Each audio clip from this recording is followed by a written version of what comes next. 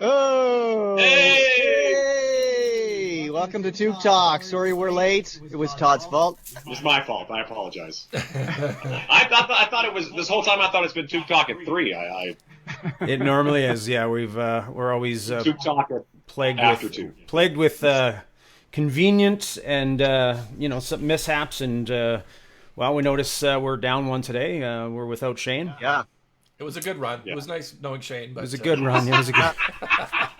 He spontaneously combusted. Right. So now we're looking for a new drummer. That's like that. Stumpy Joe Peeps. Leave your comments below. Yeah. Yeah. on vomit. We're not sure whose vomit. Yeah. Right on. Okay, so So what's everybody been up to? So we got 2 guys in Winnipeg. Fitz has been squatting, using squatter rights to stay right exactly where he is at Darren's house.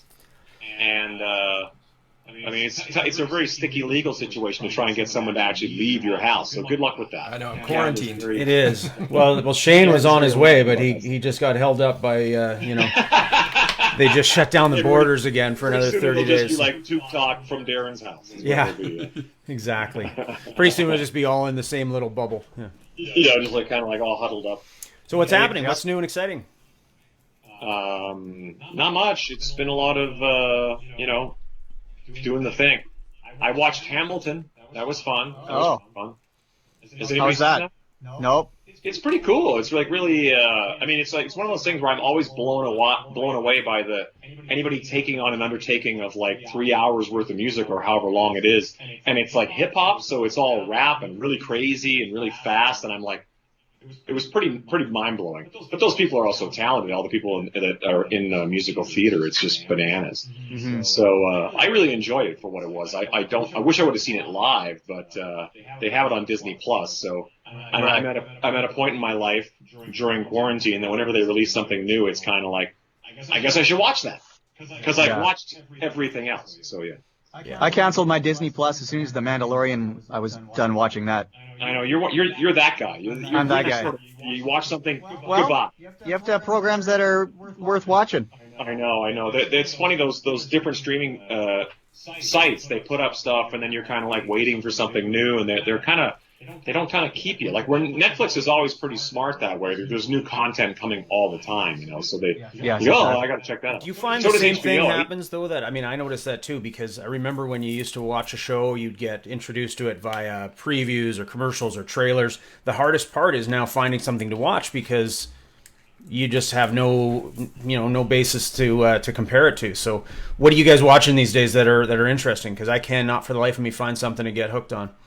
Well, it's overwhelming the amount of product that's just just coming at you from every direction, and they know that they've got a captive audience, a literally captive audience. So it's HBO is always a big winner for me. Every time they wrap up a show, you're kind of like, we should get rid of HBO. And oh, what's this? And the next thing you're watching, Right. I'm actually currently watching this documentary series called "I'll Be Gone in the Dark." It's Michelle McNamara, who was married to Patton Oswalt, the comedian, wrote a book called "I'll Be Gone in the Dark" about this. The Golden State Killer, they finally call him now, who was very prolific in his murders from like 74 to 86 or something like that, and then just vanished. And then like last year or maybe the year before, they finally found this guy after like several years of not even of just kind of like cold case, you know what I mean? So it's really fascinating as the technology updates. Anybody who's as much of a nerd about cold case files type stuff like me, the DNA stuff is just nuts, So it's very interesting anyway. Michelle McNamara passed away, unfortunately, before her book even came out, and before the Golden State Killer was even captured. So she was really a big part of the sort of reinvigorating this case that had died completely, and then unfortunately she passed away. So, but it's a very interesting story to watch. It's that kind of stuff I find fascinating. And it's like it's such a dark place to get into because then after you watch that, you got to go watch Muppet Show or something to kind of palate or something. How is it in relation to Don't Fuck with Cats? It's a lot different than Don't Fuck with Cats. I think Don't Fuck with Cats is one of the best documentary series I've seen in a long time, just as far as how involved it was. But that's such a modern take on but there is an interesting element about that kind of crosses over, because there is a huge online community that is obsessed and works at this kind of stuff all day long. I'm not a part of it, but there are people who literally are like passing information around back and forth. And that actually happened in Don't Fuck with Cats and in this story as well, is that they, these people get obsessed with these things, and they can really contribute to, I don't know how much it actually helps it at the end of the day, but it sure seems to. Yeah. It's a bit of a heavy place to live, and I would imagine anybody who spends all their time living in that world, it must be just like, ugh. It's a little too heavy for me after a while. But yeah, for sure. But so now we're going to take a whole new true crime angle to this show, and maybe George has some true crimes he wants to talk about. Maybe we should get right to our guest and get rid of some guilt. Let him chime in. Forgot I was here. He thought he was going to talk about music today, but it's going to be about what he watches on Netflix. Exactly. Yeah. So who wants to introduce him? It's going to be a good show today, everybody. I was commenting earlier how, there's only a few bands. We did two Toque records so far, and there's been a couple of carryovers. With Street Heart, we did a few songs. Did a couple of songs. Yeah. And of course, Harlequin, we did a version of Innocence. We did a version of Thinking of You. That is a list. We were talking about this earlier, Corey and I, just saying how, Sweet Things in Life, Superstitious Feeling, all these things could go on and on. We could do an entire Harlequin tribute album ourselves. Totally. So maybe that's the Toque 3 will be all Harlequin songs. Yep. We really want to bring on our very good friend and a living legend. Make some noise for George Belanger. George, welcome to the show. Happy brother. Thank you very much.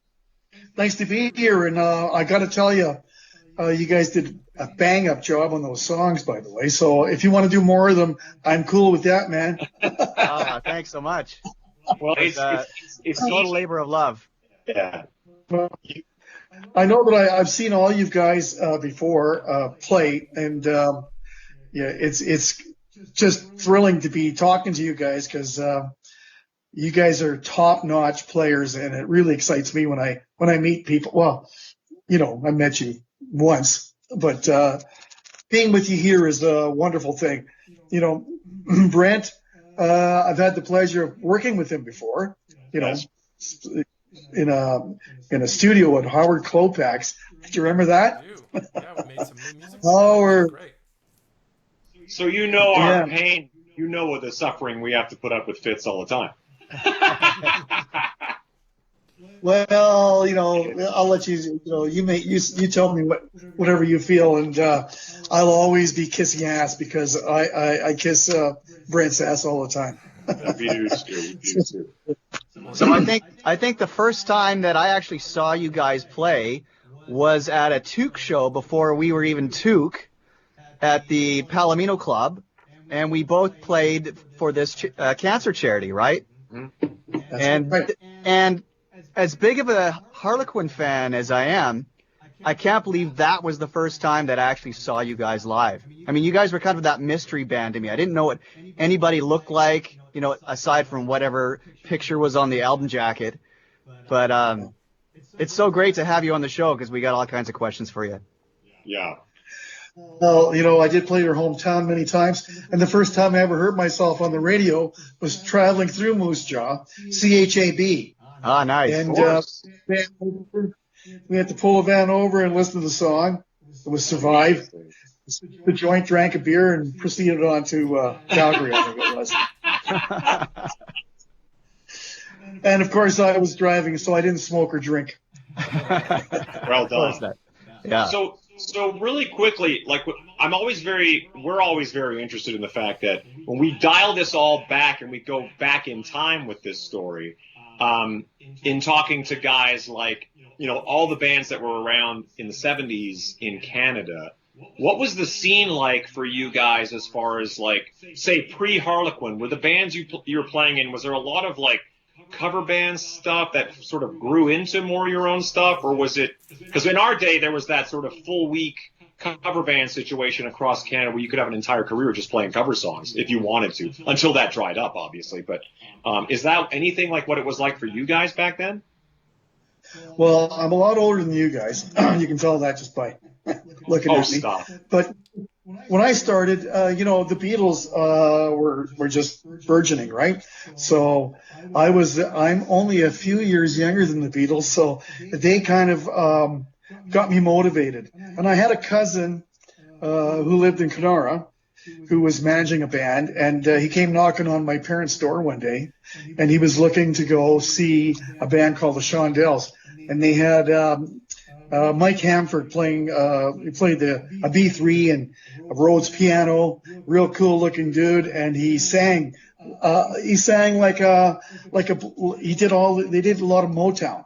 Oh wow! And I read Motown then, right? Cool. Before the Beatles came, and he wanted me to show him where this community club was, where they were playing, and I went there, and they were playing all covers, of course, and he got to talk to Mike Hamford. Mike Hamford told him to basically fuck off.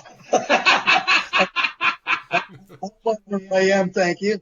And we were driving home, and he had the radio on. A song came on. I started singing to it, and he said, "Hey, you can sing." And I said, "Well, I was in the choir at church." Right. And he said, "No, sing. Can you sing another song?" And so I sang the next song, and he said, "Well, you're the guy." So that's how I started. We did all covers, and it was always back then. It was the Temptations, James Brown, Sam and Dave, that kind of stuff. This came along and changed that whole thing. Mind you, they were doing a lot of R&B themselves, and doing different takes on it, of course. Mr. Post, But this kind of thing. Yeah, the Beatles did like tons of R&B and Motown songs in their initial phase. Yeah. And then he started their own. And I at that point, the second band I was in, I decided maybe we should be writing songs, because I was thinking of creating instead of copying, right? And I have to apologize. I've got something in my throat today. I don't know what it is, but I hope it's not COVID. I was going to say, hopefully not COVID-19. Can you taste anything? Yes, I can. Thank Okay, you're all right then. You're okay. Is that a symptom? You lose your taste? Yeah. Really? Yeah. Yeah, you'll listen to anything suddenly. You just listen to the worst bands. You just lose your taste. Yeah. and you wear terrible clothing. Yeah, exactly. Yeah. But that's it. You really answered. Go ahead. Sorry. So a few bands into it, I decided that I want to be a writer, and we started writing songs. And truly, the most amazing thing was, and I wish it hadn't happened, but the first recording act that I was in was my first attempt at writing, of course. We literally drove to Toronto in a Carmen Ghia, three of us, my manager, keyboard player. I was in the back seat, if you could call it a seat. And we went and knocked on the door at Warner Brothers Canada, and they had just opened a Warner Brothers branch in Toronto. And we an 8-track tape, and he said, "I'll be back in 15 minutes." He came back in the room. He said, "I'll tell you what, you guys have an album deal." Wow. We kind of looked at each other and went, "Well, hang on." Yeah, don't we have to agree to it? We left the building, and we drove to A&M. We went all to all the other places, and they all wanted to give us a single, and no one had offered us an album. So we ended up being the first act signed to Warner Brothers in Canada, and there's a band called Next, and we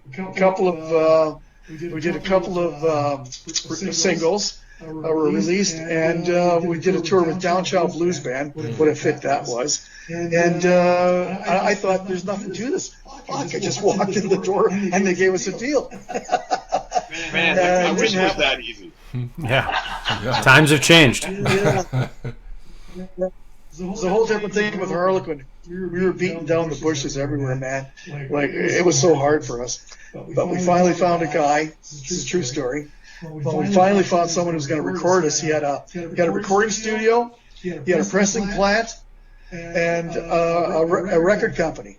And he said, I really like you guys, man. This is how it's going to work. And he wrote something down on a piece of paper. He turned it around, and I looked down at it and said, I get everything. I said, finally, this guy. So we did a deal with him, and about a month and a half later, we were almost finished the album. And we were at a hotel room with Ralph James. I was rooming with him. And she called Ralph and she said, "Hey, you better get down here. Come and get your masters and your equipment because they're closing the door. There were receivers here." Oh, wow. Everything. So we ended up going to getting a phone. We get our masters, and we ended up with PBS because he had been pressing and recording stuff under license to him. He was actually pirating music. He got shut down. Wow. So they called us and they said, "Hey, you've got our masters." And we said, "Wait a minute, what do you mean your master?" And they said, "No, those belong to us." Okay, well, how's the deal going to work? Same as the last guy. So they go everything again. Well, thank God the record business is all different now, and it's so much more fair. You know? Everybody's honest. There's so much honesty. It's painful. Yeah, go ahead. The band Harlequin, though, was obviously after that band, the next, right? Next. And then, but how did you guys all get together? I missed, I know all you guys, but I didn't quite know, was everybody else in a different band, and how did that come about? The Next broke up, and I was going to move to England. Really? Oh, wow. With the guitar player at the time, Bob White, and we had actually booked flights to Vancouver. From Vancouver, we were going to England, and my phone rang, and it was Frank Weiner from the Hungry Eye Agency here in Winnipeg, and he said to me, "There's a band called Harlequin. They're looking for a singer." And those were the guys that were. They had a band called Holy Hannah. Yeah. John Hannah, who wrote a lot of the Sweetheart, Hollywood. Drugstore dancer. He was a great front man, singer. So they had a band called Holy Hannah, and John left the band, and they couldn't perform any of his music because it was his. So they started a cover band. They took on the name Harlequin because Ralph was in a band called Harlequin. They did the Holiday Inn circuit in Ontario, and so they called themselves Harlequin, and they were looking for a singer and a songwriter, and I got the call. So they flew me to. They said they would fly me to Toronto for an audition, and. It's a funny story. I flew to Toronto, and I was met by a guy. Yeah, can you imagine this? About a 400-pound Japanese guy, who introduced himself as Gaylord Goringe. And I looked at him and I said, "Are you the security or what are you?" "Oh," he says, "I'm the light guy. I also drive the van. Get in the van." And we're going, fellas. So I get in the van, and we're driving. We're driving out of town. Fuck, I'm going. So where are we going? "Oh, we're going to Kirkland Lake." So wait a minute, Kirkland Lake? That's like 3 hours away. He said, "Well, that's where they're playing." So they were shitty hotel in Kirkland Lake. We ended up rehearsing, and. Shame, was on the first album. That was the only song they had. And the guitar player was a fellow called Leroy Hawk. That was his stage name. But learned Shame. And as we were playing the song, of course, there was nobody in the place. The playoffs are on in hockey, and nobody in the joint. We're playing, we're rehearsing. Ralph says, "Let's take a break. The Leafs are on." We go to the back. There's this guy who walks in. He's dressed in camouflage outfit, a hunter. He just happened to come in, the game. So we're watching the game, and the guy said, "I was sitting outside listening to you guys playing. You guys sounded pretty fucking good," he said. Ralph says, "Fuck, as well." I'm Ralph Jones Bet. I have the biggest agency in Toronto. Wow. So, yeah, kind of a coincidence. So we went on from there. We had an agent, and the rest is history. We schlocked around 4 years before the record. It's funny that you mentioned that, because in Canada, that's actually a thing. If the playoffs are on and you're playing a club, you play between periods. So some nights, if it goes into overtime, you play like a half an hour worth of music, really, and no one cares. They're like, "Shut up, hang on." Yeah, I love the playoffs for that reason. Yeah, we can hear you. Yeah. We got you. You sound good.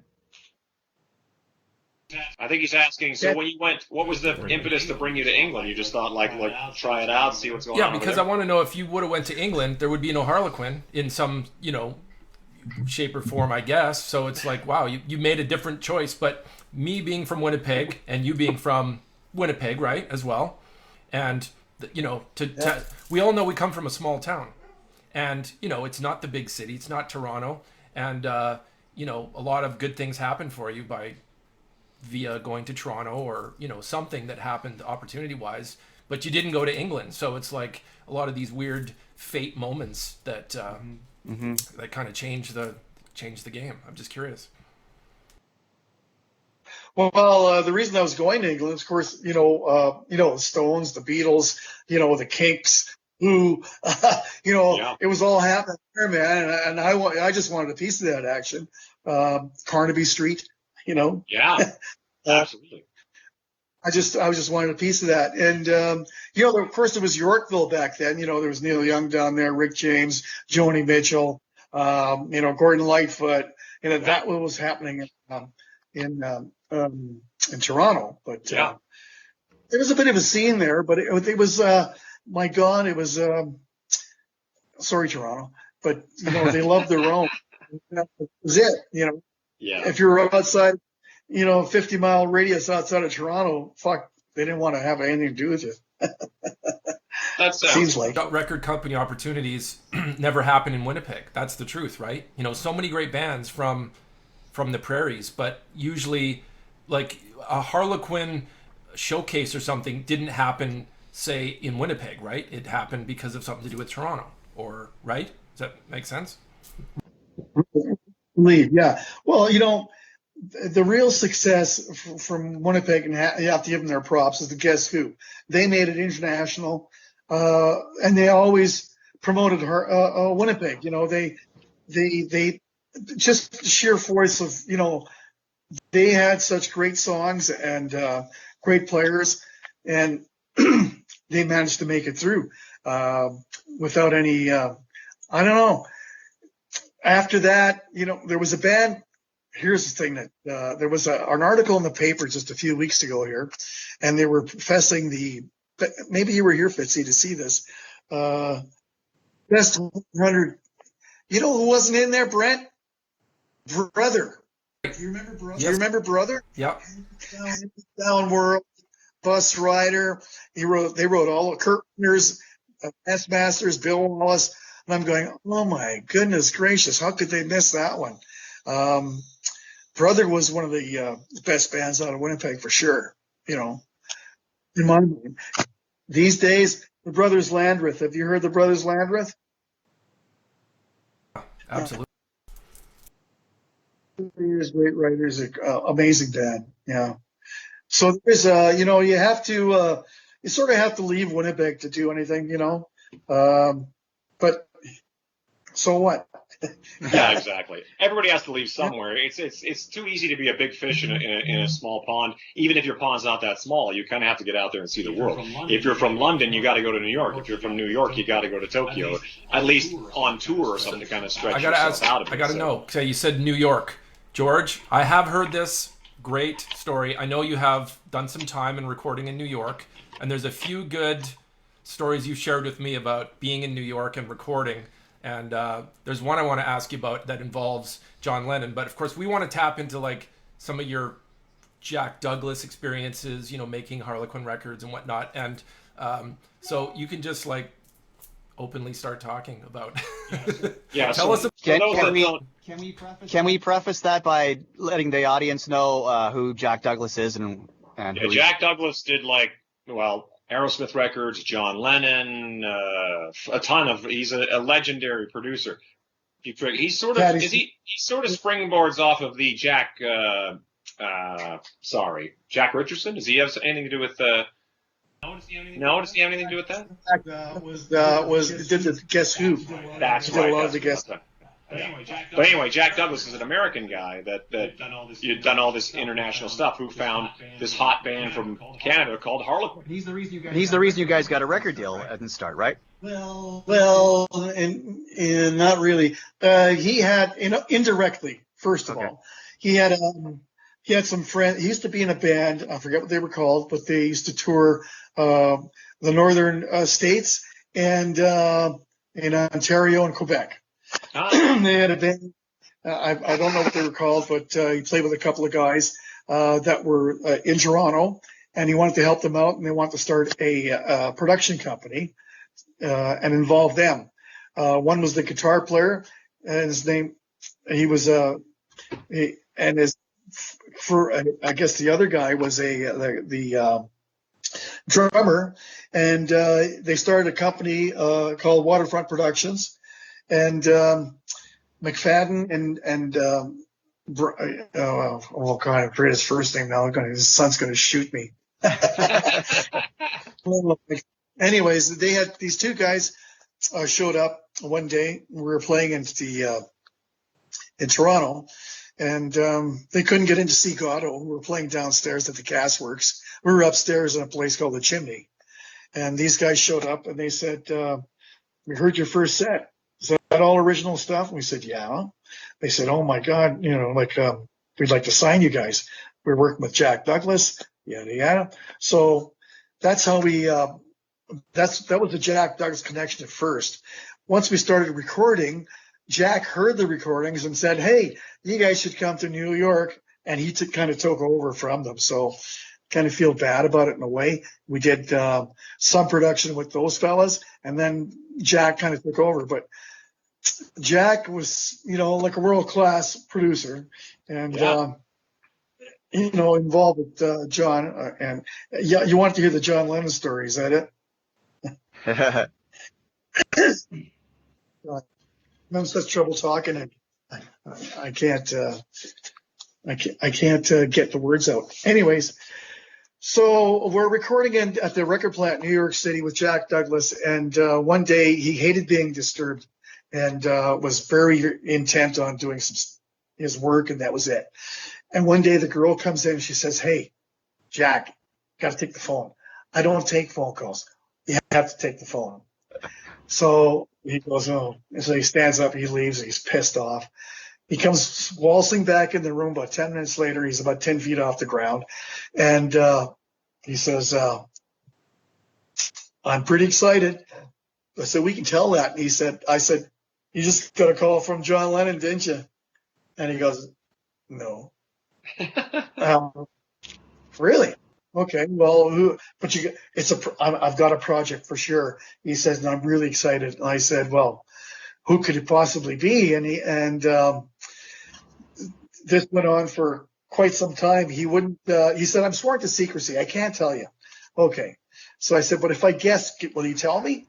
And now, for about a week and a half, I was writing little notes. I was down. I'd gone through all the big stars at the time. I was down to like Frank Sinatra because he was still alive at the time, and because I'd gone through all the rock guys. And eventually I said, how about John and Yoko? And he said, okay. And he walked me over to Studio B, and he pulled a cassette out of his duffel bag, and he put it in a high-speed dubbing deck. And he said, here, listen to that. Give me some headphones. And it was the first song I heard was a Woman. Wow. And it's just him acoustically, right? Oh, my God. And then I heard all these songs, flipped it over, and he had Cheap Trick playing on it. I knew it was Cheap Trick because I recognized Rick Nielsen's guitar, and he had Bunny Carlos, and anyways, they were playing in Dakota, so they had some electronic stuff on there, and I couldn't find a damn blank cassette. I could have just dubbed another one for myself. I'm looking all over I'm looking. I would have had this treasure. And I've called Jack about 5 times since then and tell him, God, Jack, you know, the thing's over now. Just send me the copy of that. Oh, I can't find it. I can't find it, man. I'll send you a copy. Oh, my And there's God. stuff that I know still hasn't been heard today. You know, it was never released. But, of course, yeah. Well, the best part of it is, though, is about after I discovered it was John Lennon, we were in the studio real late one night. It's about 2 a.m, and the goddamn phone's ringing and ringing. I'd taken a break because they were just doing some cutting and stuff. I went into the lounge, and the phone's ringing, and it's ringing, and it's ringing. So finally I go, okay, fine. I answer the phone. I said, Record Plant. And this voice goes, hello, is Jack there? Now I'm thinking, I've got to talk to him. I said, John fucking Lennon, George, come on. I engage him in a conversation. This is all happening in nanoseconds, of course. So I said, can I tell him who's calling? He said, tell him it's John. And I go, fuck, it's him. And I got to keep him on the line. Oh, God, what do I say? What do I say? So I come up with a brilliant one. John who? Just pause, right? And he goes, just tell him it's John. That was it, man. But I did tell it to John Lennon. Amazing. That's pretty cool. That's crazy. Yeah. So did you end up doing stuff at the record plant, or was the power station, or where were you guys recording in New York City? Was it The record plant. Yeah. record plant? Right. Wow, that's crazy. So, Yeah, we did a couple of. That's right, yeah. So was Jack involved? How many records did you do with Jack? The first couple? Is that how? Well, he executive produced the first one. Right. Locke McFadden. There you go. That's his name. Locke McFadden was the actual producer. Then, stuff was sent to New York, right? We actually went to New York to do, went to the record plant there to do some demoing as well. Okay. So in all, I think we recorded there 3 times. Of course, the guys will call me tomorrow, correct me. But Jack did 2 albums with us. And executive produced the third one. No, the first one. So 3 albums, really. Yeah. By the way, So what was New York like for a bunch of guys from Winnipeg? That must have been a pretty big eye-opener culturally. I love New York. I heard that before. Hey, You guys have been there. I know. It's the only large city that I feel comfortable in. Yeah, but that's Really. back in the. You're like talking like back in the taxi driver days. Like it's a different New York now. Completely. It wasn't this Disney thing that's going on now, Oh, but no. it's real life. Here's another story. If you look on her albums, there's a credit to the Balsam Grocery, which I'm sure is not in existence anymore. Right. But at the time, the boys like to smoke a little weed, and you would go to this grocery store. It was a little store, and you'd see these people lined up outside. Some guys in suits, hippies. There was every denomination was represented there.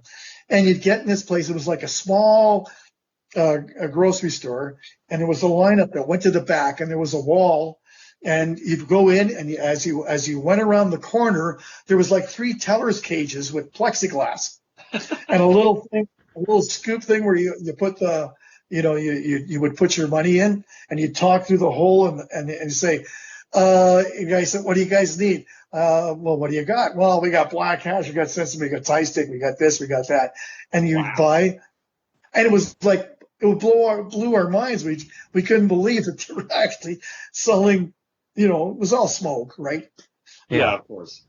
Yeah, I'm pretty sure it was all smoke because that's all I was interested in at the time. But it was, they got a credit on our albums. Thank you to the Balsam Grocery for the entertainment. Of course, because if you went on the street and bought some stuff, weed at the time, I remember the first time I was there with Gary to buy a couple of loose, guy was saying on the corner, loose joints.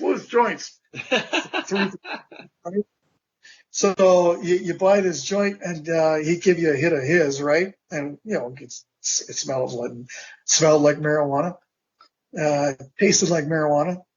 And then you get it home, and they put a seed in each end of the joint. So whenever you lit it, because there were seeds in a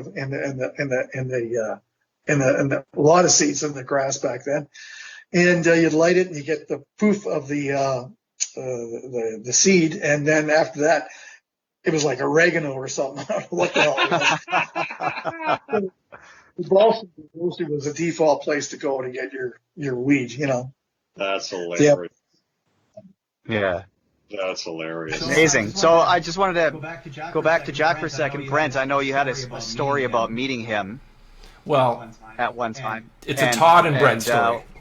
Okay. Well, actually, it repeats itself, right, Todd? We can both share it together. Is that on your behalf, George? We see Jack every once in a while because, he also produced one of the Slash's records. So they're friends, and so he's been out to a few shows when we're playing in LA or whatnot. But absolutely, every time Todd and I see Jack, we get excited to, we of course say hello, but we always have to remind him and thank him for the Harlequin records. And I think he's always really pleasantly surprised because most people would mention a John Lennon, Cheap Trick, Aerosmith thing, and we always go, but the Harlequin records, so I know he appreciates that. Yeah, he's still a fan too. He has many great things to say about those records. Well, I'll tell you, I'll tell you a story about the Thinking of You guitar solo. Okay. So Glenn had recorded I don't know how many solos for the song, and now there was 3 of us. There was Rod O'Brien, the engineer, myself, and Jack, and we were taking like 2 bars of this solo. Now, of course, it's a manual board, right? It wasn't Pro Tools back then. You had to do everything manually, so you had to punch in and out of all these different bars of this solo, of different solos. So we had all these this pattern in our heads that we had set out. And okay, he'd give me a look, and I had 4 fingers. He had 4 fingers. The other guy had 4 fingers because I think we had 12 tracks, and we go in and out, and he'd give you a nod. Okay, 4 bars of that, 2 bars of that, and we worked on it. I don't know how long. And then eventually Glenn came back into the room. He'd gone out for dinner or I don't know, and came back in the room, and we played him the solo, and his face just dropped. He said, I can't fucking play that. I'll never forget it. Like, what did you guys do? And wow. And I said, Glenn, don't get upset. Just go back in the, take your guitar, go to the next room. You'll figure it out, I'm sure. Just like anything else, right? And of course, he went in the room because he was worried about because some of those parts went up and down the neck, right? And he was concerned that he might. Glenn always had an inferiority complex. Great player, but he never knew how good he was. And I'll tell him that to Steve. I've told him that, But he went in the room. Came out half an hour later. Okay, I think I got it. He was so. So the comp that you guys did ended up being on, like, he didn't replay it that way, did he? Or did you guys use the comp, or did he replay it for the No, he for didn't the? replay. Okay. He didn't play it. No, he just was worried that he wouldn't be able to play it. For when you guys played it live. Yeah. Like I said to him, all those parts of yours, it was just in a different sequence, right? Of Right, course, right. yeah. That's really amazing because of all the solos that we play in a night, that one is my favorite because it seems so meticulously constructed to be exactly that way. So it's so interesting to hear that it's really a Frankenstein of a whole bunch of different takes. Did he Yeah. freeze? Either that, he's not going to comment. No, I mean, my froze phone for a froze second. for- Yeah. yeah. Okay. So. You were saying? Oh yeah, so I was just saying that solo is so perfectly constructed in my mind because I'm so used to hearing it that way that it's amazing to know that it was actually a Frankenstein solo from a whole bunch of different takes. Absolutely. But again, he had some great solos on there, but some of the parts just came together by accident. We were fooling around and oh no, that was good. Leave it. And it just worked out. I mean, it's a great way to great way to get creative, I'll tell you. Totally. Whatever you guys did, between him playing all those different parts and you guys actually doing the comp, it's perfect. But I have to say that I actually remember hearing that song in a single edit before I ever heard the album. So it was already truncated from that big long epic solo to. So when I first heard the really long version, like the album version of the solo, I was like, wait a minute, there's more? Yeah. And being in Winnipeg, what's great, you hear those songs still on the radio. I just heard Thinking of You just, probably yesterday. And it's amazing to hear all the rock stations, and there's still many in Winnipeg, but there will be a Harlequin song you could flip between the channels regularly twice a day, right, George? I mean, if you're driving around, say you go out shopping or golfing, you're almost guaranteed to hear your own song on the radio here, and it's pretty awesome that those songs still stand the test of time, right? Still get regular rotation. Yeah, but not just Winnipeg though. Like in Vancouver, because I spend a lot of time. My family's in Vancouver. My wife's family's in Ontario. I hear to Harlequin all the time on those classic rock stations as well. So I would assume across the country those songs still exist 100%. Well, thank God, and I knock on wood. We do get a lot of airplay still to this day, right across the board, and it still blows my mind. And people will often comment, "Oh my God, I hear you guys on the radio all the time." As a matter of fact, I was talking to Ralph the other day, Ralph James, and he was talking to someone from Sony on my behalf about something, and the guy said, "I've been on vacation for 2 weeks at the lake, listening to the radio, and I heard Harlequin. I bet you 12 fucking times." It should be noted that we keep referring to Ralph, so we should probably lay that down. Ralph being the bass player, and he is sort of in his. Was he in the band and then hired you? Is that how that happened? Because it sort of feels like maybe that's the way Ralph tells the story. It was my band and I found George or something like that. Is that how that went down? Well, as I said, they had a band called Holy Hannah, and Right. then John left, and Then they went back to Ralph. Yeah, then they called me because they got a guitar player, but he was the singer, and Dave Budzak was doing all the singing and playing drums. He didn't like the double duty, right? Because you should know, playing drums and singing is not easy. No. Two very physical. So they were looking for a singer. And that's what. But Ralph indeed was the leader of the band. Okay. And to my association with Harlequin, I was always the guy that was the leader of the band, and I suffered from migraine headaches for years. Really? Because it's difficult to get 5 guys together if you're writing and trying to get guys to rehearse, and you're young and you're foolish and you want to party, and I was always the serious guy, and I'd say, guys, we got to write some songs today, Of course. yeah, wake up. Come on, I Yeah. have to go wake them up. Anyways, Somebody has to be that guy. yeah. So I met Ralph and I went, oh my God, I'm hitching my wagon to this guy because he was very straightforward and analytical, and he knew the business and he knew what he wanted. And I was like, I'm following this guy, right? And sure enough, eventually when he stopped playing in the band, he became my manager. And as a manager, I would listen to him talk to agents, and I'd say, Ralph, maybe you should be an agent. Yeah, because you're talking circles around these guys. And yes, an agent. There's no. Yeah. And you went on to be like one of the most successful agents in Canada, period. You know what I mean? Well, yeah, for sure. So you should get a kickback for recommending that he become an agent. Well, he actually admitted it to me a couple of months ago that if it wasn't for me, he wouldn't be an agent. But Amazing. Yeah, because he is the biggest agent in Canada, probably in history of Canadian music. Yeah. Well, they're Bruce Allen. Sure. Yeah. You got your Bruce Allen, your Sam Feldman. There's a whole world of these guys up in Canada that really. I just watched the David Foster documentary a while ago, and a lot of familiar names pop up.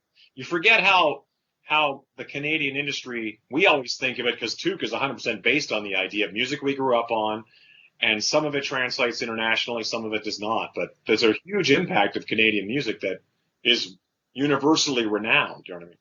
So it's exciting. That's the exciting thing about hearing Harlequin in Vancouver or Toronto or all points in between. I'm assuming back east, Halifax, I'm sure is, spinning our Harlequin tunes as well.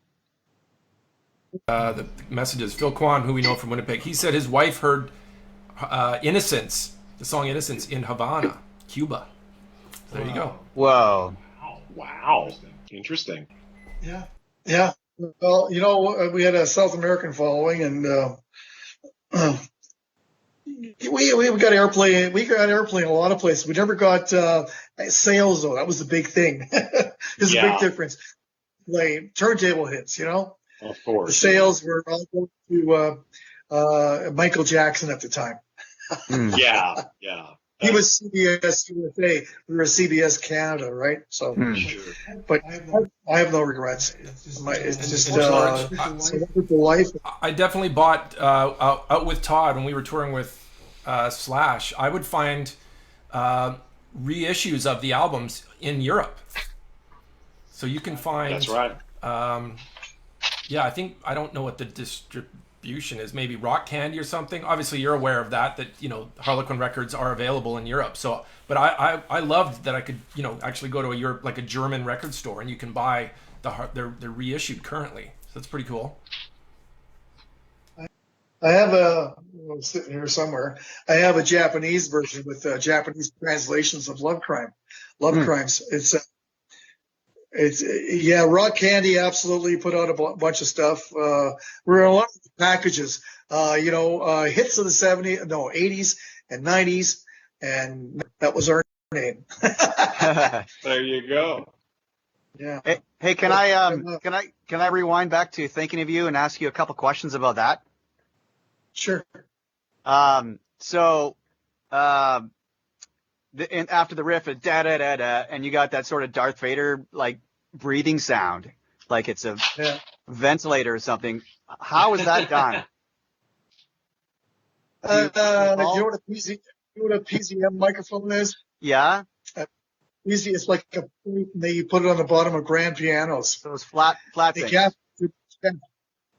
Sorry, say that again. They gaff taped it to my chest.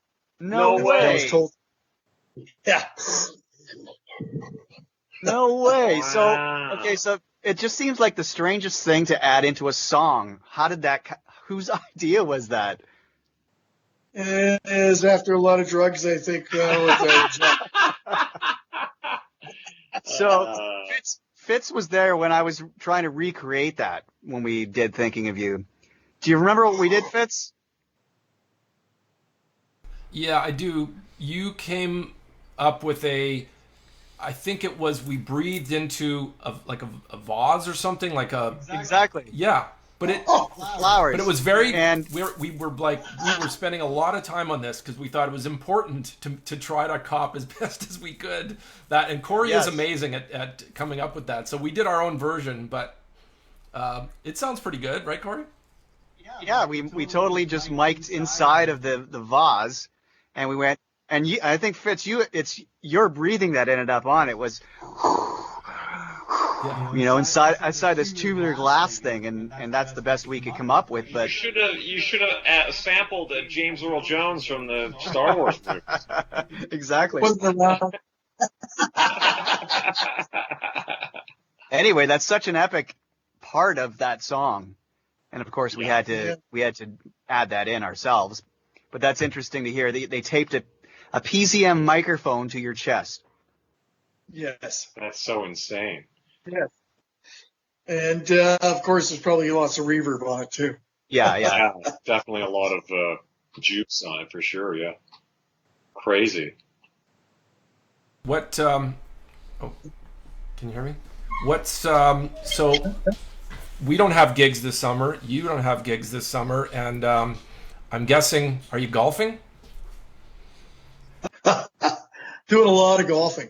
But I have to tell you, I started playing in bands since at the age of 15, and I've never had this much fucking time off. I can't believe it.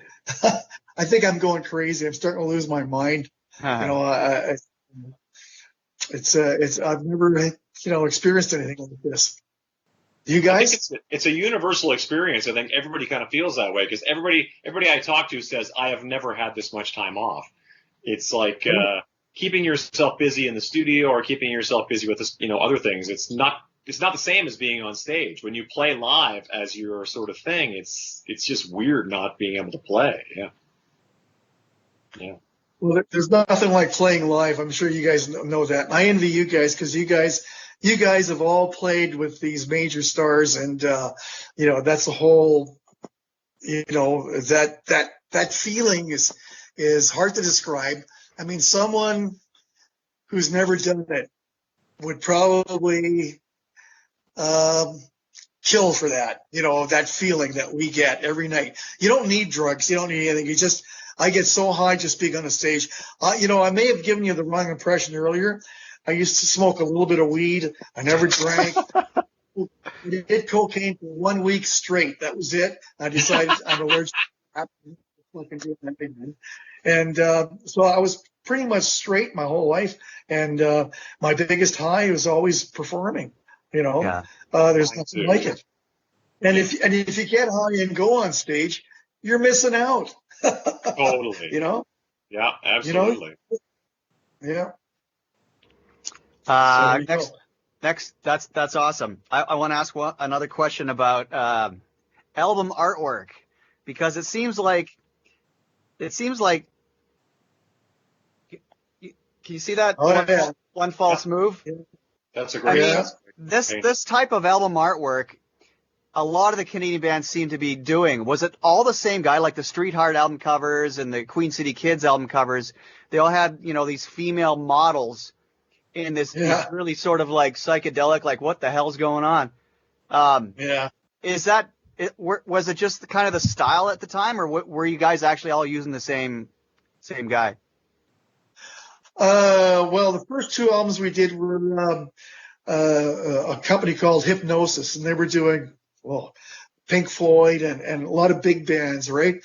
The two guys with the cotton over their eyes, Victim of a Song. Yeah. That was an expensive cover. Wow. So was the next. Love Crimes is very expensive too.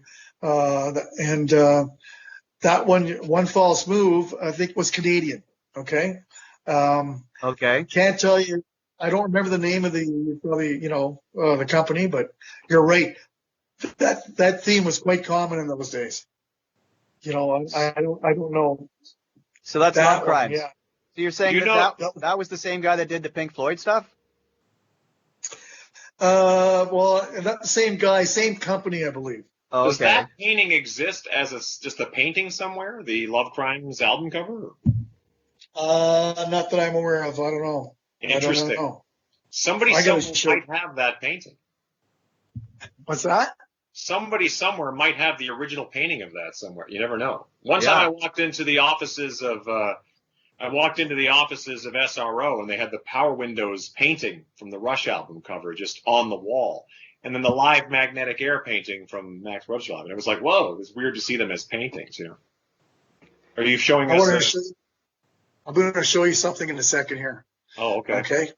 It's a family show, George. Todd, we're going to send you down the original painting of the first Toque record, too. You can hang that on your bedroom wall. Well, please do. Wow. Wow. Okay. That's crazy. That at all? What is that? Oh, okay. It is. Okay, I'm going to move it back now. I don't know if because I can't monitor it to see if you can see that, but it's a picture I took in St. John's, Newfoundland. It's a telephone pole, and it had a bunch of posters that had been ripped off of it, right? And I was actually with Paul McNair, and walking down the street, and I just looked out of the corner of my eye, saw it.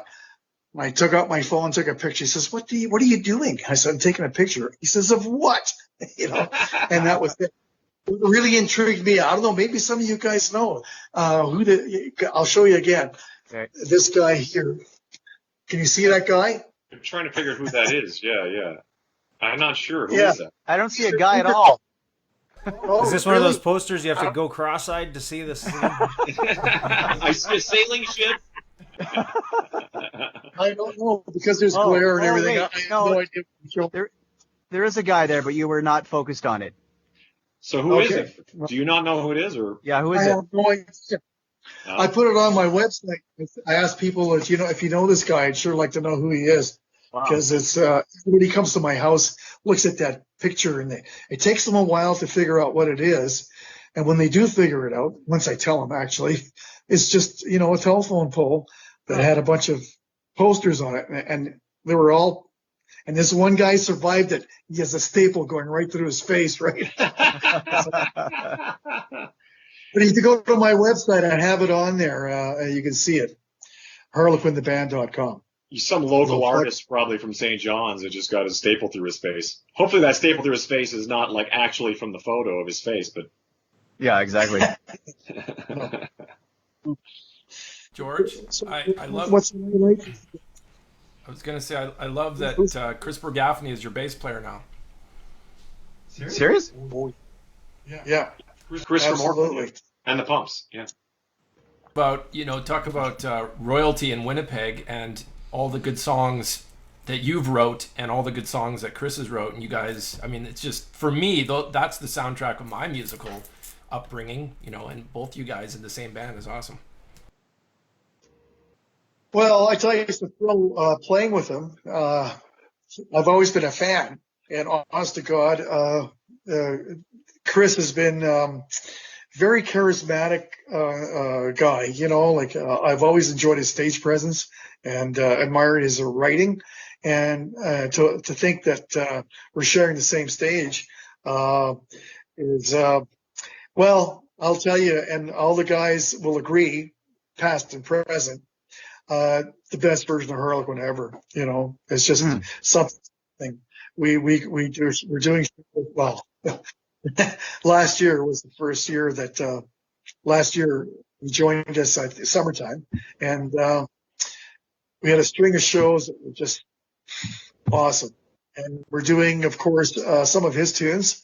We have to do Success and Miracle, and we're going to be writing some more. So Great. Wow. So are you singing along with Success, or do you just let him take the? Well, he gives me the nod sometimes. Take a verse, He doesn't, he doesn't like doing Success that much.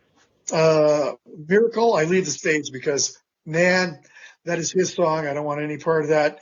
He's got to take all the glory for that. And the whole crowd, of course, has got their lighters out doing, Totally. they do this. Oh, it's just awesome.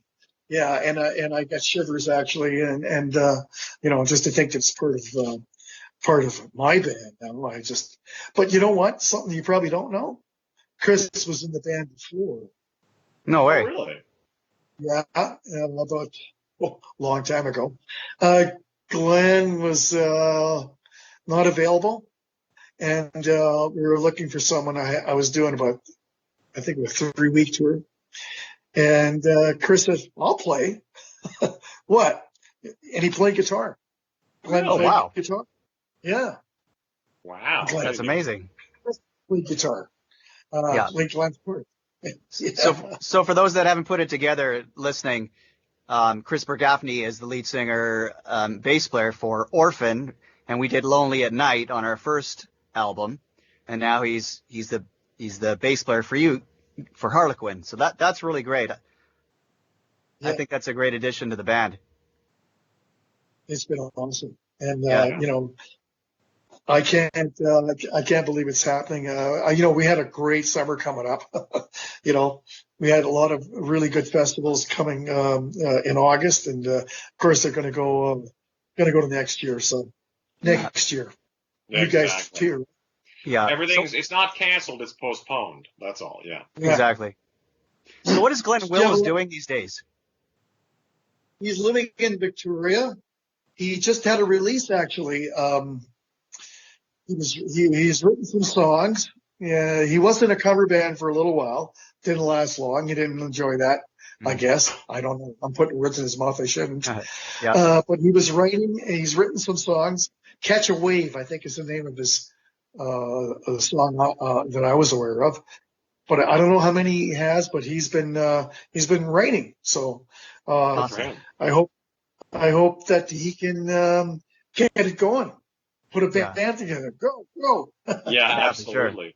You guys actually did a reunion back in 2016, the original lineup of the band. Is that right? Yes, we did. Okay. It was in Edmonton. Played with a whole slew of bands. It was to help Fort McMurray, the big fire there, Okay. and now the flood now. Yeah. But Wow.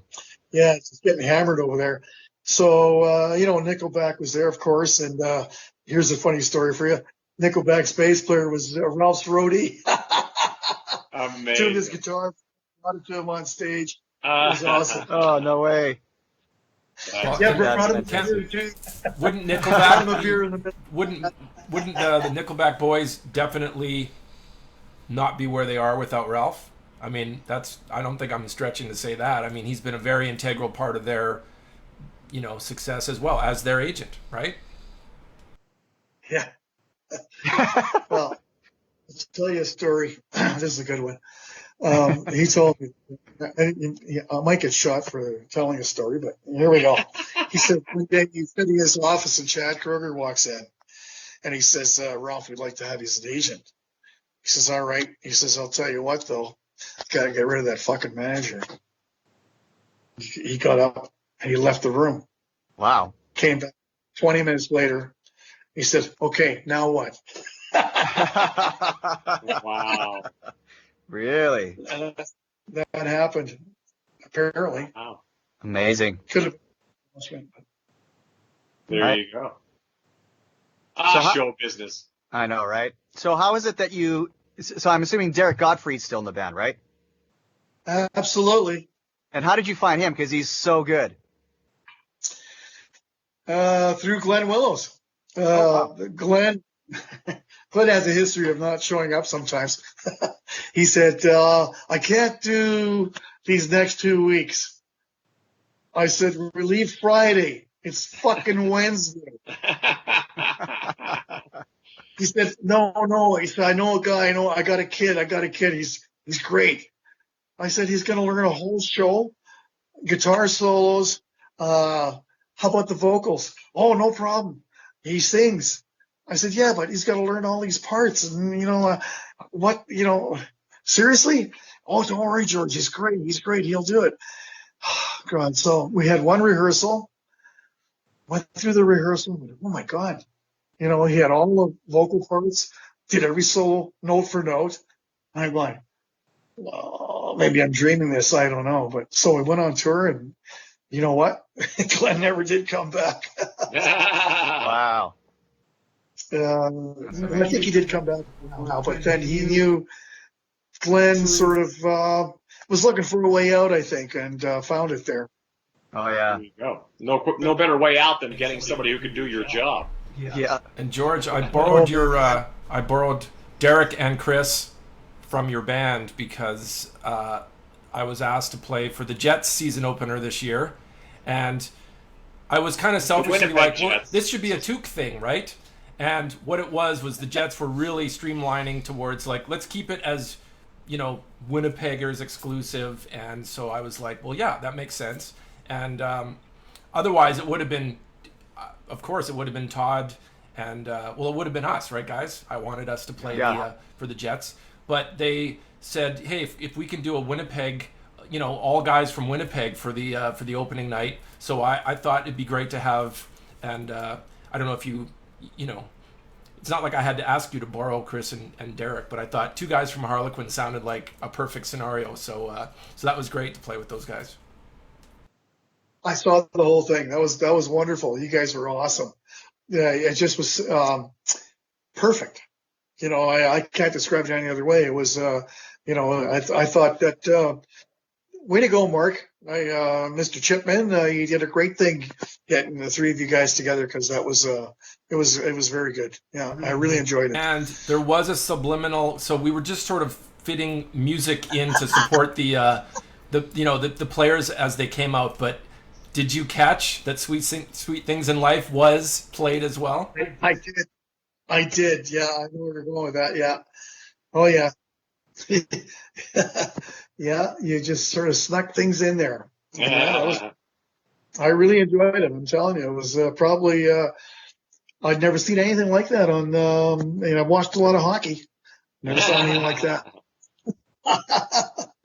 We do have to give the Jets credit because there has not been a live intro for any NHL team where there was live music played alongside the intros. Usually it's taped music. You know how it is. It's always pre-recorded or something. But no, we were winging that. Like we were watching the players coming out, and this might go longer or shorter, and we had to just sort of. It was heads up. We called it heads up hockey the whole time. Just watching each other. But is that on YouTube anywhere for anybody that's watching? Is there somewhere that they can find that? Probably. Yeah, I'm sure it is. Google that if you guys want to watch it. Yeah, I'm sure it's up there. Yeah. Oh, that was awesome. Yeah, absolutely. Yeah, right you on. guys should do more stuff. For hockey games. Toque could fit right in there, right? Well, we have an original song coming out sometime. I don't know when. That may be a great Jets theme song or song for something that they use. Well, if they let us play music again, or they let them play hockey again someday soon, hopefully we'll be able to all capitalize on all of that. Absolutely. Yeah. What's the title? Great song for the Jets. What is? yeah. Can't stop it. Can't stop Can't it. Yeah. stop it. Well, the good Yeah, thing that's is the there's title. hockey coming up at the end of the month, so There is, yeah. it's great Sounds being up exciting. here in Winnipeg because the Jets are in the playoffs. So Yes, Yes. against Calgary, yeah. yeah. Are you a Jet Wow, fan, that's George? going to be fascinating. Absolutely. Yeah, absolutely. Are you crazy? Here's my coaster for my No, drink. Where's there you go. Nice. Jets fan, no matter what, I still believe. I believe. I think we'll take the cup someday. It would be great to see that. Yeah. That's The exciting. fans are so great there, and it's always sold out, right? It is. Winnipeg is a great. Well, you guys know.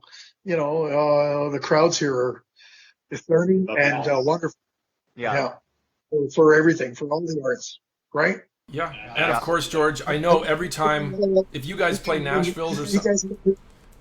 Oh, I was gonna say if you guys play a Nashville's gig or anywhere in town, it's always sold out, and that's just Winnipeg. We always support, the live bands here, and you'll continue to sell out, right? That's what's great is Winnipeg will always be near and dear for a band like Harlequin because you're the hometown heroes. It's just the way it is. Well, I think you are because you guys sold out 2 nights in a row. Right? Oh, wow. Yeah, but we played Harlequin songs, so you were playing there your too. music, yeah. Oh, that's great. No, that's wonderful. I mean, fuck, just great. Well, I'm We looking used forward to us all being able to get back on stage one way or the Yes, other. for sure. Yeah. What's your next gig? Do you know? Is there anything like for sure? No, I assume we'll probably be playing. It'll probably be something like this. It's like virtually. This is the new playing live. Hopefully sooner than later. It looks like Canada's kind of bouncing back a lot quicker than the U.S. is. So hopefully, I assume you guys will probably be back to business as usual a lot earlier than us. But as people don't really realize behind the scenes that there's a whole process that has to happen when putting gigs back together. It's not like next month's schedule falls together just by like, okay, let's go play. It's like the things have to get booked, things have to get dealt with. There's flights, there's this, there's that. So, but I'm betting probably locally. I bet you guys will probably be playing gigs in Winnipeg sooner than later. Well, I know Derek's playing around town doing a few things, but it's hard to monetize it, because you're limited crowd and but he is doing playing in a couple of projects, but as I say, it's hard to monetize it. I see that they're doing drive-in theaters in the States too. Yeah. Even that's kind of hard to monetize because even the cars have to be socially distanced. Blake Shelton has a drive-in concert coming up, and I'm fascinated and very curious to watch how it's going to go down and how they're going to proceed with it and how it's going to be handled. Because you're right, it's like putting a bunch of cars in a place comes with its own problems. Do people honk their horn in applause? We played Sturgis. Fitz and I have played Sturgis a couple times. The motorcycle thing, and when you finish a song, they all rev their engines. They don't clap. It's like, so I remember they told us a story how Ozzy Osbourne played at Sturgis, and he went over to the side and said, "What are they doing?" He just didn't understand because it just was like this, ocean of after every song. You're like, it's just really weird. Exactly. But then I'm assuming it's going to be like honk, honk, honk. Like be so strange, be very strange. But if that's what we got to do to go play shows, then I'm game. Yeah. I imagine the meet and greets will be gone, signing autographs, girls' breasts, things like that. All things of the past. I know. That's the weirdest thing is it's going to be the interaction, which we all love. I love being able to talk to the crowd and talk to people and hang out. So it really changes the entire game, at least for the time being. I assume that no matter what, things will bounce back to some kind of normal. It's just a matter of how long do we have to wait for that to happen. No, we'll just have to set up the same panel of glass like they do at the grocery stores. You guys will just be like it'll be like a zoo exhibit. Be like the boy in the bubble. We'll just all walk around with bubbles. Like a drum shield. Exactly. We get in those inflatable balls that you can get inside like hamsters and flaming lips, see-through ball. If it does come down to lips on where? We have to have like face masks in the audience, so be it. But Todd, we've been over to the United Emirates and some of those places, and we have performed to some audiences where they might be actually wearing a burqa or something. And wouldn't you agree that like if you can't see people's faces and reactions in a crowd environment, it's kind of hard to tell, especially as a performer, like, are people enjoying themselves? I don't know. Are they smiling? Are they yawning? Or are they? Yeah.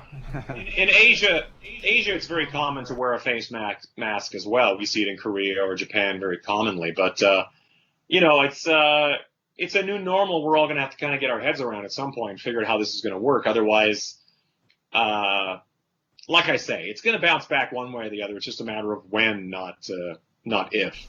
See, Slipknot and Gwar had the right idea with the masks. You guys just got to come up with your own concept, Toque masks. We'll just have like our hockey helmets that are with a shield. It'll be fun. I like that. Just like the full-on eye-tech visor, like Yeah, exactly. the eye-tech visor, exactly.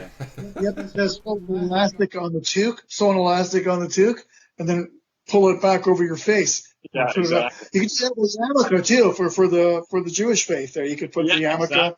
Exactly. We can start wearing Multi-purpose. balaclavas. Wear a full balaclava that doesn't have a mouth. Just kind of like just eye holes. Yeah, I think we might be I mean, we laugh, but that's the future, isn't it? I mean, people will be thinking of different ways that we can all be in one room together and not die. Well, it's interesting to hear George say about monetizing it, because that's a large conversation, is whether it's a wrestling match or a hockey game or a rock concert. They're talking about like taking venues and putting a quarter or a third of the amount of people that can actually fit into a place. And it's sort of like, well, how do you monetize that? The amount of money lost, how do you, the concession stands, everything is all going to suffer. It doesn't make a lot of sense, because everybody makes their money by selling tickets and by putting butts in seats. So if you can only put a quarter or a third of the people in the seats, it changes the entire game. Well, I think, like you were saying, that the Blake Shelton concert, I see they're doing that out here in Morden, and I saw there was a couple of others, but the price tag on them is quite expensive. I think, well, I know one of the shows down in Toronto, it was for two people in a car, it's like $90 plus tax or something. So, it's obviously a little more than, I guess that's... Well, it is kind of, you do have that sort of exclusivity to it, where you kind of have, a limited amount of people. It's a very sort of, maybe it's a more personal experience from the inside of your car. I don't know how personal that could be. Now, the other question is this. Is it going to be like a drive-in theater where you have like a speaker that you hang on your window, or is it going to be kind of your car, stereo, like I'm FM, Bluetooth? FM? The one that I saw one on Good Morning Show the other day, and Brad Paisley. And what they did was you come in your car, but everybody sits on the hood or on the top of the car. So, yeah, thank God you don't have to listen through that speaker, right? Okay. It's like a normal show production. Hey, and great visuals, because you got that big screen in the back, right? So his was very good, Well, and that works in a lot of places, but at 115 degrees in Las Vegas, I don't think anybody's sitting on the hood of their car. They're going to die. They're just sitting in your car with the AC on full. Yeah. You can't even hear the concert because your AC is so damn loud. Well, it cools off at night, though. It was at night, wasn't it? Well, yeah. Yeah, I guess if it's at night, you don't have to worry about getting burned to death. Yeah. So that's actually very interesting. And like I said, I'm paying a lot of attention to this, and I'm very curious to watch Blake's concert and see how that all plays out. And I've not been aware of Brad Paisley's concert, so I should sort of research that. It was good. It was very good. I bet. What I saw of it, it was well produced and sounded great, and the crowd looked like they were enjoying it. And there was quite a few people, because once again they were cheating. Americans like don't like to be told what to do. Of course not. Yeah. Well, I look forward to hearing Superstitious Feeling on the hood of a Hyundai Pony with a 6-pack of Pilsner. Hell yeah. That's a very Saskatchewan thing to say. Yeah.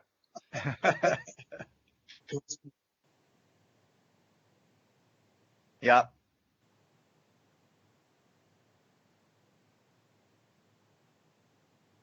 Yep. There you go. Yeah. What's your favorite deep cut, George? Harlequin deep cut. I don't have a favorite. No. I have one. It's like you can't say stuff like that. No. I have one. Ready to Love. Ready to Love. Ready to again. Love. Yeah, that's your deep cut favorite? That's absolutely my deep cut. Well, you know what's funny? We were talking about, you asked me about the first producer was Locke McFadden. His son followed in his footsteps. He's an engineer and musician. And he sent me a bunch of tapes that he had. Well, he sent it digitally, but they were cassettes or sometimes 8 tracks and of songs that were never released. And I'd forgotten all about these songs. And there was one called Slow It Down. Dave Budzak's playing double bass drums. It's a heavy tune. It sounds like Led Zeppelin, right? And I sent it off to the guys, individually. And so the next day, I called David Budzak, and the phone rings, of course. He picks it up, and I can hear the song in the background blasting. He's screaming at the top of his lungs, "This is great! This is great!"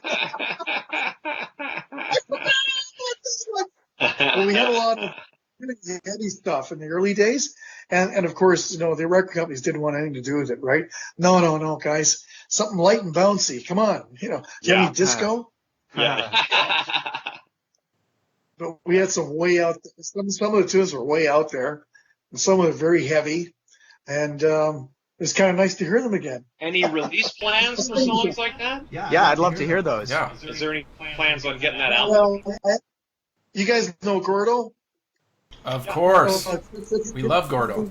Yeah, DJ in town here for years and years. And he was over at my place about 2 weeks ago. And I played him that song. I took him because he's a drummer too, right? So I brought him in my office here, and I played him the song. He went, "George, holy fuck. Yeah, that's a great fucking song, man. We should release that. We could make it. Come on, I'll do it for you." That makes a lot of sense because anytime you can have some content, some product that no one's ever heard before, you're always going to get people curious people looking for that for sure. Oh yeah. We may do that, he was earnest about it. He was like blown away, and I thought, well, he's pretty hard to blow away. I've played him some of my newer stuff, and he wasn't that blown away. That's funny. Well, we're all looking forward to everybody and new stuff and new shows coming up, but we'd like to thank you for coming on the show today, George. Yes. Thank you, George. And we should address the fact that Shane will be back with us next week. Shane took a personal day today. Some people were asking, and I just missed the top of the hour. So Shane will be back, and we'll be back. If you enjoyed the show, you feel inclined to do so, click on the little stars button down below and help out the show, and we'll be able to afford to get Brent his own place and his own microphone for next week. So at least keep him fed. At least keep him fed. Yeah, exactly. So we want to thank everybody for tuning in. Thank George for hanging with us. Great talk, and we'll see everybody same time, same place next week. Take Bye, care, everybody. guys. Thanks, George. Thank you. See you next time.